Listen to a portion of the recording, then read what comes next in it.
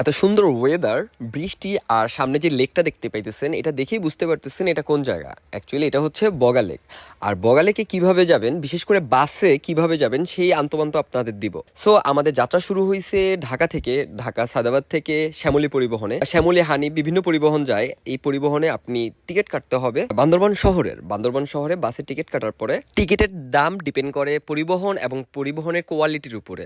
আপনি ভালো পরিবহনে গেলে দাম বেশি, রেগুলার পরিবহনে গেলে দাম কম। ঢাকা টু বান্দরবন পুরা জার্নির মধ্যে আপনার বাস এক জায়গায় থামবে, সেটা হচ্ছে কুমিল্লাতে। সো কুমিল্লাতে নামার পর ওখানে রাতে খাওয়া দাওয়া করে নেবেন, ফ্রেশ হয়ে নেবেন। দেন নেক্সট ডে যখন বাস ছাড়বে এক ঘুম দিবেন, এক ঘুমেই আপনি সকাল হয়ে যাবে। সকাল হলেই আপনি দেখবেন আপনি প্রায় চিটাগং পাস করে ফেলছেন, বান্দরবনের কাছে চলে আসছেন অথবা বান্দরবন শহরে চলে আসছেন। দেন বাস থেকে নামার পরে ফ্রেশ হবেন অথবা আপনি সকালে ব্রেকফাস্ট করে নেবেন। যেহেতু আমরা বগালেক যাব তার জন্য আমাদের প্রথমে যাইতে হবে রুমা। তো এই যে আপনি রুমা অথবা বগালেক যাবেন, এটার জন্য আপনার এখান থেকে চাঁদের গাড়ি ভাড়া করতে হবে। এখানকার চাঁদের গাড়ির কাউন্টার আছে, আর এক একটা জায়গায় এক এক রকম ভাড়া। আপনি যদি বান্দরবনের আশেপাশে ঘুরে দেখতে চান তাহলে একরকম ভাড়া, আর যদি আপনি বগালেক যেতে চান তার জন্য একরকম ভাড়া, আর যদি আপনি বগালেক এক রাতে স্টে করেন তার জন্য আবার আর এক রকম ভাড়া।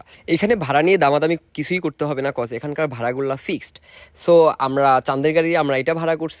আর আমাদের যেই ড্রাইভার, এটা হচ্ছে আমাদের ড্রাইভার, খুব ভালো একজন লোক। অবশ্যই বান্দরবন শহর থেকে গাড়ি ছাড়ার আগে কিছু জরুরি হাতের কাজ সেরে নিতে হবে। সেটা হচ্ছে আপনার ক্যাশ যেই টাকাটা, সেটা আপনি লিকুইড মানি থেকে ক্যাশ করে নেবেন।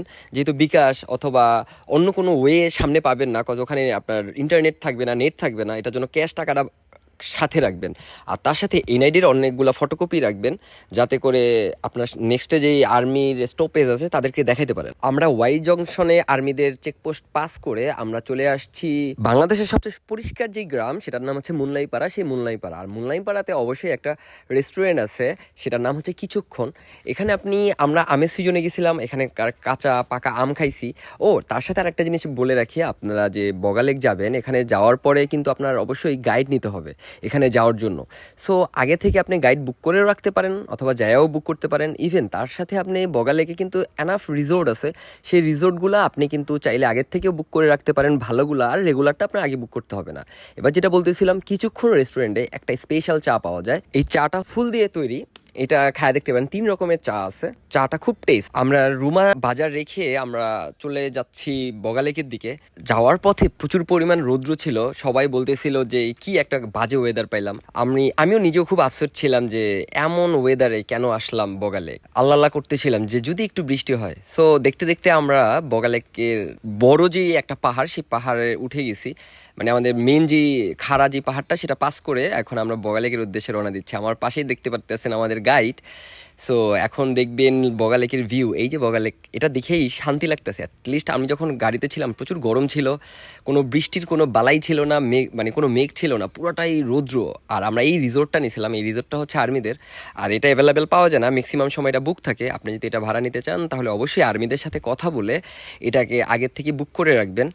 আর আপনি যেহেতু এখানে যদি বুক করাইতে চান, এখানকার যেই আপনার যে গাইড থাকবে, গাইডের সাথে কথা বলেও আগের থেকেও বুক করাইতে পারেন। আর এই রিসোর্টটা ওয়ান অফ দ্য বেস্ট, আর এখানকার সবচেয়ে বেশি দামি। আর এটা দামি হওয়ার কারণটা হচ্ছে এখানে 2-1টা রিসোর্টে হচ্ছে অ্যাটাচড বাথরুম অ্যান্ড ওয়াশরুম আছে, আর অন্য সব রিসোর্টগুলোতে অ্যাটাচড বাথরুম নাই, অন্য জায়গায় যাইতে হবে। এটাই সবচেয়ে বড় প্রবলেম এখানে।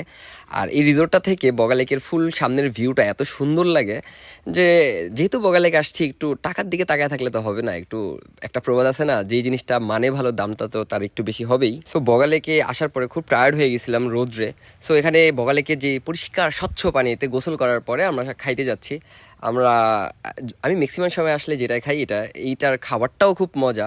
এখানকার অ্যাকচুয়ালি কি পাহাড়ের যে রান্নাবান্না, এটা খুব টেস্টি, বাট একটু ঝাল বেশি হয়, কজ পাহাড়ের যে মরিচগুলা একটু বেশি ঝাল হয়। আমার যে গাইড, সে ইভেন আরেকজন গাইড ছিল আমার পরিচিত, সেও আমাদের সার্ভ করে খাওয়াচ্ছিল। বগালেক দেখতেছিলাম আর খাইতেছিলাম। আমাদের রাতে বারবিকিউর আয়োজন ছিল, আমরা রাতে বারবিকিউ করছি।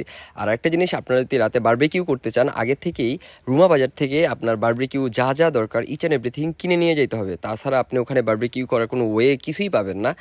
সো আজকে আমাদের বিদায়ের সময়, আমরা বগালেক থেকে এখন চলে যাব কক্সবাজার। আর যে জিনিসটা বলা হয় নাই সেটা হচ্ছে, বগালেকে আমরা যাওয়ার দিন যেরকম বৃষ্টি পাইছিলাম, বাট আল্লাহর রহমতে আমরা যেদিন আসতেছিলাম এত পরিমাণ জোস ওয়েদার পাইছি, আর এত মেঘ পাইছি, বৃষ্টি পাইছি, তারপরে আমরা যেরকম সবাই বলতেছিলাম কেন এই এই সময় আসলাম, এই গরমের ভিতর কেন আসলাম, সেই কথাটা সবাই আমরা ভুলে গেছি। এত সুন্দর ওয়েদার, ঠান্ডা, বৃষ্টি, মেঘ, সব কিছুতে আমাদের ট্যুরটা one of the best tour ছিল।